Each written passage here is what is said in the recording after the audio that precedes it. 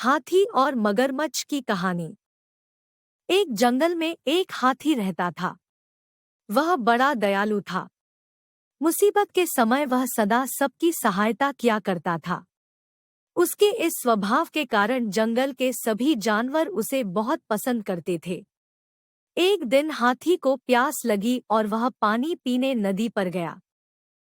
वहां उसने देखा कि नदी के किनारे एक बड़े से पत्थर के नीचे एक मगरमच्छ दबा हुआ है और दर्द से करा रहा है। हाथी ने उससे पूछा, मगरमच्छ भाई, ये क्या हो गया? तुम इस पत्थर के नीचे कैसे दब गए? मगरमच्छ ने कराहते हुए उत्तर दिया, क्या बताऊं हाथी दादा, मैं खाना खाकर नदी किनारे आराम कर रहा था। जाने कैसे उस बड़ी चट्टान का ये टुकड़ा टूटकर मुझ पर आ गिरा। बहुत दर्द हो रहा है। मेरी मदद करो। इस पत्थर को हटा दो, मैं जिंदगी भर तुम्हारा एहसानमंद रहूंगा।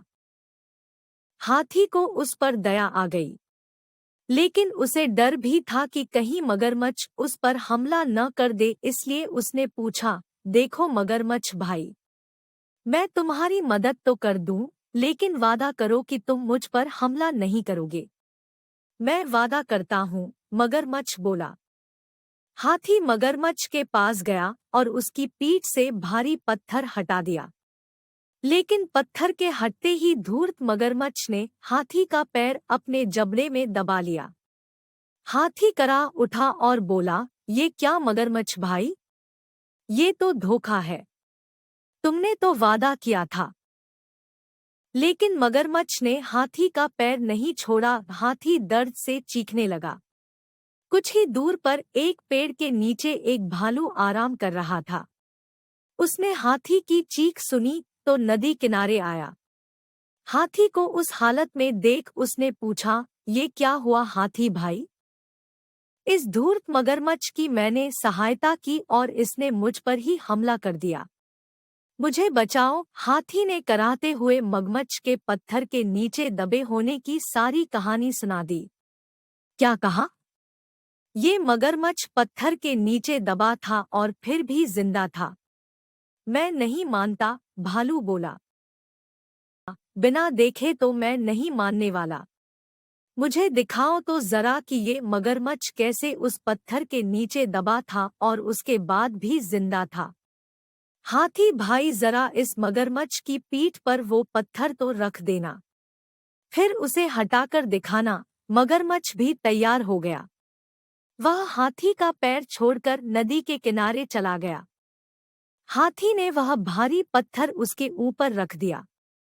मगरमच्छ भालू से बोला, ये देखो, मैं ऐसे इस पत्थर के नीचे दबा था।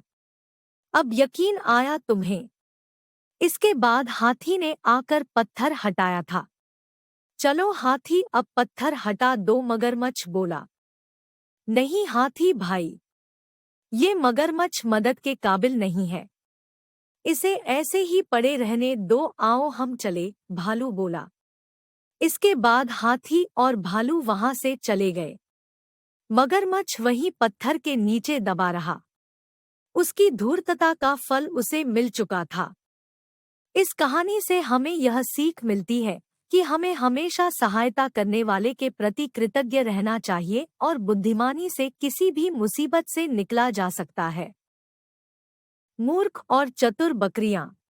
एक छोटे से गांव में एक नदी थी। लोग इसे पार करने के लिए नदी पर बने एक संकरे पुल का इस्तेमाल कर रहे थे। एक दिन एक बकरी पुल पार कर रही थी। उसने एक और बकरी को पुल के विपरीत दिशा में पार करते देखा। पुल इतना संकरा था कि दोनों के गुजरने की जगह नहीं थी। दोनों बकरियां वापस नहीं जाना चाहती थी। एक बकरी ने दूसरी बकरी से कहा, तुम्हें वापस जाना चाहिए क्योंकि मैं तुमसे ज्यादा ताकतवर हूँ। दूसरी बकरी ने यह कहते हुए इनकार कर दिया कि वह अधिक शक्तिशाली है। दोनों में कुछ देर बहस हुई। बाद में एक बकरी ने यह दिखाने के लिए कि वह दूसरी से अधिक शक्तिशाली है, लड़ने के लिए अपने सींगों को नीचे कर लिया। दोनों में भयंकर युद्ध हुआ और दोनों संतुलन खो बैठे और नदी में जा गिरे। नदी की तेज धारा उन्हें गहरे पानी में बहा ले गई और दोनों डूब गए। कुछ देर बाद उसी पुल पर दो और बकरियां विपरीत दिशा में आ गई। दोनों इस बात पर झगड़ने लगे कि एक बकरी दूसरे को रास्ता दे। इस बार एक बकरी ने कुछ देर सोचा और दूसरी बकरी को रुक जाने को कहा। उसने कहा, यदि हम दोनों लड़ेंगे तो हम नदी में गिरेंगे और डूब जाएंगे। इसके बजाय मेरी एक योजना है। मैं लेट जाऊंगा और तुम मेरे ऊपर से चलोगे। फिर बुद्धिमान बकरी पुल पर लेट गई और दूसरी बकरी उसके ऊपर से चल पड़ी। सो वे एक दूसरे के पास से निकलकर अपने अपने मार्ग पर चले गए। इससे हमें यह सीख मिलती है कि जब आप बहस करते हैं और लड़ते हैं तो आप यह नहीं देख पाते हैं कि क्या सही है। किसी भी कठिन परिस्थिति में हमें शांति से सोचना चाहिए कि उस स्थिति से कैसे निकला जाए। पेंगुइन डब्बी की कहानी। पेंगुइन डब्बी अपने परिवार के साथ अंटार्कटिका के सबसे ठंडी जगह पर रहता था। डब्बी रोज अपने परिवार के साथ सुबह सुबह मछलियां पकड़ने निकल जाता। मछली पकड़ते वक्त डब्बी बहुत ही ज्यादा मजे करता। वह बर्फ के ग्लेशियर के किनारे आकर खड़ा हो जाता और पानी में देखता रहता। जैसे ही उसे कोई मछली दिखती तो तुरंत उसे पकड़कर बाहर निकाल लेता। मछली निकालकर वह जोर जोर से चिल्लाता, मुझे मिल गया, मुझे मिल गया। उसको इस तरह से नाचता और चिल्लाता देख उसके माता पिता बहुत ही ज्यादा खुश होते। डब्बी के चेहरे की खुशी और उत्साह उसके माता पिता को बहुत अच्छी लगती थी। उनका परिवार खुशी खुशी रह रहा था कि तभी अचानक एक दिन जब वे मछली पकड़ने गए थे, कुछ शिकारी मनुष्य बड़ी सी नाव में आकर पेंगुइन के बच्चों को पकड़ कर ले गए। उनको पकड़ने के लिए शिकारियों ने जाल बिछाया था। बच्चों को यूं ही ले जाता देख उनके माता पिता कुछ भी नहीं कर पा रहे थे। अपने अंदर के दर्द को और डर को जाहिर करने के लिए वे बार बार चिल्ला रहे थे, उन्हें छोड़ दो, कृपया करके हमारे बच्चों को छोड़ दो, उन्हें पकड़कर मत ले जाओ, वे हमारे बच्चे हैं। लेकिन उन लोगों ने पेंगुइन्स की बात नहीं सुनी और वे उन्हें अपने जाल में फंसा कर ले गए। सारे पेंगुइन जाल में फंसे हुए थे और बहुत ही ज्यादा डरे हुए थे। उन लोगों ने पेंगुइन्स को नाव में रखा। नाव में रखने के बाद वे लोग आपस में बात करने लगे। एक व्यक्ति ने कहा, आज तो हमने बहुत सारा पेंगुइन पकड़ा है। लगता है इस बार कमाई बहुत अच्छी होने वाली है।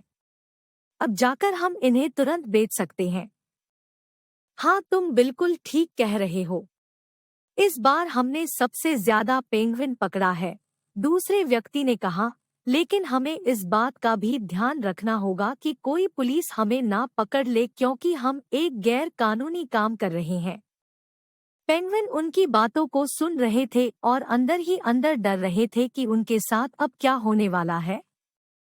उन लोगों ने एक एक करके पेंगुइन्स को जाल से बाहर निकाला और उन्हें एक बड़े से पिंजरे में डालते गए। पेंगुइन्स को पिंजरे में भरने के बाद उन लोगों ने पिंजरे में ताला लगा दिया।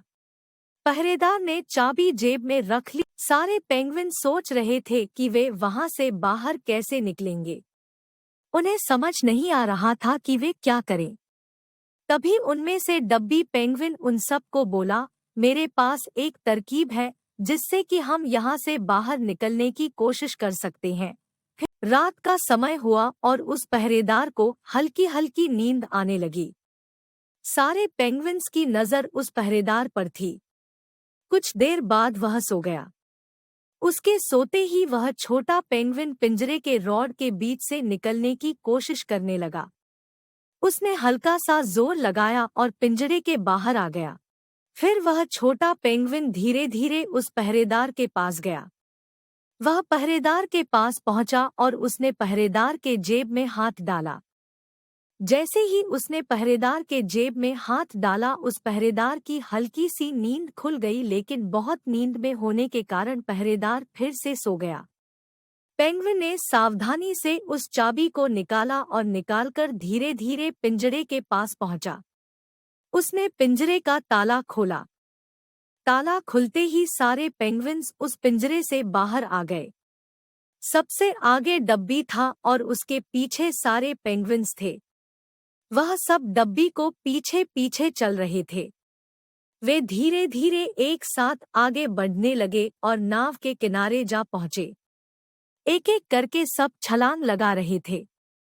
जब वे छलांग लगा रहे थे तब पानी में से आवाज आ रही थी। आवाज से उस पहरेदार की नींद खुली।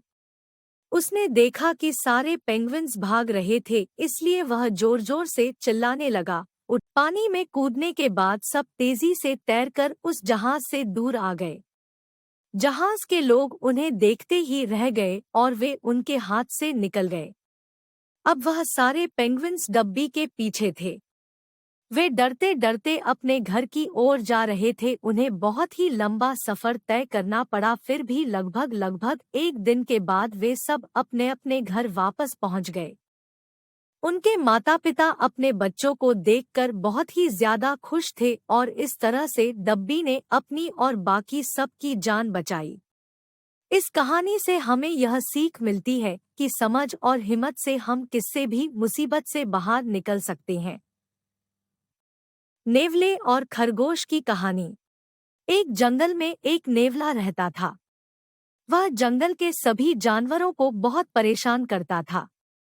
यदि किसी को चोट लग जाए तो प्यार से उसे मरहम लगाने को देता था, लेकिन यह मरहम नींबू के रस और काली मिर्च से बना होता था। इस कारण मरहम लगाने वाले को और ज्यादा पीड़ा होने लगती थी। नेवले को यह सब देखकर और भी मजा आता था। उसने एक दिन खरगोश के साथ भी ऐसा ही किया। खरगोश ने उसी दिन सोच लिया कि वह दुष्ट नेवले को सबक जरूर सिखाएगा। और एक दिन खरगोश को एक बढ़िया उपाय सूझा। उसने 2 टोकरियां ली, एक बड़ी और एक छोटी। बड़ी टोकरी के नीचे उसने तारकोल लगा दिया और दोनों टोकरियां लेकर नेवले के पास पहुंचा और उससे बोला, चलो पहाड़ी के ऊपर चलें। वहां बहुत से मीठे आमों का पेड़ है, वहां से आम लेकर आएंगे। लालची नेवले ने तुरंत बड़ी वाली टोकरी उससे ले ली और खरगोश भी यही चाहता था। पहाड़ी के ऊपर जाकर दोनों ने आमों से टोकरियां भर ली। बड़ी वाली टोकरी भारी हो गई। नेवले ने भारी होने के कारण टोकरी नीचे रख दी। टोकरी के नीचे तारकोल लगा हुआ था, इसलिए टोकरी जमीन से चिपक गई। आमों से भरी टोकरी को नेवला छोड़ना नहीं चाहता था, इसलिए उसने पूरा जोर लगाकर टोकरी उठाई। इससे उसके पंजे छिल गए। खरगोश ने उससे कहा, दोस्त, तुम्हें दर्द हो रहा होगा, ये लो दवा लगा लो। नेवले ने जब दवा लगाई तो दर्द से चिल्लाने लगा। असल में यह वही नींबू और काली मिर्च का मरहम था जो नेवला सबको दिया करता था। नेवला परेशान होकर नदी की ओर भागा। वह नदी पार करके जल्दी अपने घर पहुंचना चाहता था। नदी के किनारे पर 2 नावें खड़ी हुई थी। एक पुरानी थी और एक नई चमचमाती हुई। वह तुरंत नई नाव में बैठ गया। इस नाव में एक छेद था। नाव डूबने लगी। नेवला किसी तरह नदी पार करके दूसरे किनारे तक पहुंचा। उसके छिले हुए पंजों पर मिर्च का जो मरहम था, उसकी वजह से दर्द अभी तक हो रहा था। ऊपर से पानी में भीगने के कारण जख्म और ज्यादा दर्द कर रहे थे। उस दिन नेवले को इस बात का अनुभव हुआ कि उसकी हरकतों से दूसरे जानवरों को कितनी तकलीफ होती होगी। उस दिन से उसने कान पकड़ लिए कि वह कभी किसी को नहीं सताएगा। टी रेक्स डायनासोर की कहानी। करोड़ों साल पहले जंगल के जानवर एक खूंखार डायनासोर टी रेक्स से बहुत परेशान थे। यह डायनासोर बहुत खूंखार था और वह जब भी आता जंगल के 3 से 4 जानवरों को एक बार में खा जाता। कभी-कभी 4 से 5 डायनासोर एक साथ आया करते। एक दिन जंगल के राजा शेर ने एक सभा बुलाई। उस सभा में सब इस बात का हल निकालने वाले थे कि किस तरह से डायनासोर टी रेक्स से बचा जा सकता है। सभा के लिए सारे जानवर शेर के पास आए। शेर ने सबसे पूछा, बताओ कि ऐसा क्या किया जाए जिससे हम उस डायनासोर टी रेक्स से बच सके। लोमड़ी ने कहा, इसके लिए हमें चील और बाज की मदद लेनी होगी।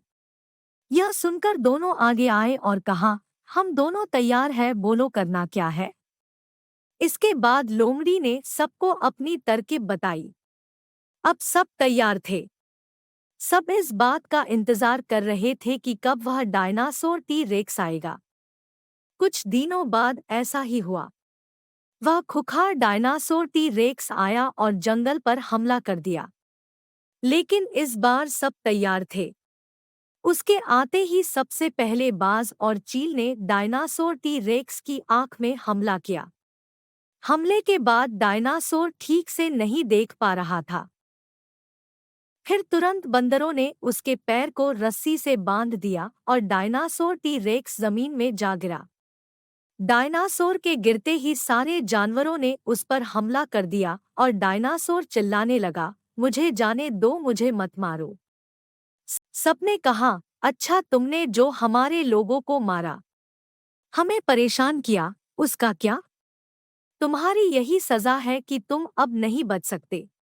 डायनासोर ने कहा, अगर तुम मुझे मारोगे तो मेरे साथी मेरी तलाश में आएंगे और यहाँ जबरदस्त तबाही लाएंगे। जानवरों ने उसकी एक बात ना सुनी और जंगल के राजा शेर ने सीधे उसके गर्दन पर हमला किया। इससे डायनासोर टी रेक्स का अंत हुआ। डायनासोर टी रेक्स को मरा देख सब खुश हुए। अब वक्त था जश्न मनाने का। जंगल में लोग बहुत खुश थे। सबने मजे से जश्न का मजा लिया। अब सब जंगल में खुश थे। लंबे समय तक वहां किसी ने हमला नहीं किया। लेकिन सबको डायनासोर टी रेक्स की चेतावनी याद थी। समय बिता और एक दिन अचानक 5 डायनासोर ने एक साथ जंगल में हमला किया। पूरे जंगल में सब घबरा गए और डरने लगे। सारे जानवर छोटी छोटी गुफाओं और सुरंगों में छुपकर इंतजार करने लगे कि कब वे डायनासोर वहां से जाएंगे। लंबे समय तक इंतजार करने के बाद अचानक आसमान से बड़े बड़े आग के गोले बरसने लगे। उस आग के गोले ने सारे डायनासोर को खत्म कर दिया। अब जंगल में कोई डायनासोर नहीं बचा। सारे जानवर बाहर निकलकर खुशी खुशी जीवन बिताने लगे। अब जंगल में सब ठीक था। हाथी और दर्जी की कहानी। एक गांव में एक मंदिर था। उस मंदिर में रोज एक पुजारी पूजा पाठ करता था। उस पुजारी के पास अपना एक हाथी था जिसे वो अपने साथ रोज मंदिर लेकर जाता था। सभी गांव के लोग हाथी को बहुत पसंद करते थे। हाथी भी मंदिर में आने वाले सभी श्रद्धालुओं का खूब स्वागत सत्कार किया करता था। सुबह पूजा पाठ खत्म करने के बाद पुजारी अपने हाथी को नहलाने के लिए तालाब में लेकर जाता था। रोज हाथी तालाब में नहाने के बाद घर लौटते समय दर्जी की दुकान पर रुकता था।